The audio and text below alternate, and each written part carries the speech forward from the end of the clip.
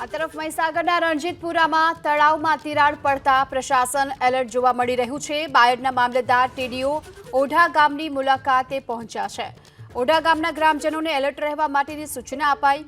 મામલતદારે હાલ તો એલર્ટ કરવામાં આવેલા ગામના સરપંચ અને તલાટીની પણ મુલાકાત લીધી છે। તમામ અધિકારી કર્મચારીઓને હેડક્વાર્ટર ન છોડવા માટે પણ સૂચના આપી દેવામાં આવી છે। મહીસાગરના રણજીતપુરામાં આવેલું આ તળાવ જ્યાં તિરાડ પડતા પ્રશાસન હાલ તો સતર્ક જોવા મળ્યું છે। તળાવમાં ડેમેજને લઈ અરવલ્લી પ્રશાસને બાયડ મામલતદાર ટીડીઓએ ઓઢા ગામની મુલાકાત લીધી। તલાટી અને સરપંચ સાથે મુલાકાત કરી છે અને હાલ પૂરતું કોઈ જોખમ ન હોવાની વાત ટીડીઓ તરફથી કરવામાં આવી છે। જો કે આ સાથોસાથ જે તમામ અધિકારીઓ છે, કર્મચારીઓ છે, તેમને હેડક્વાર્ટર ન છોડવા માટેની પણ સૂચના આપવામાં આવી છે।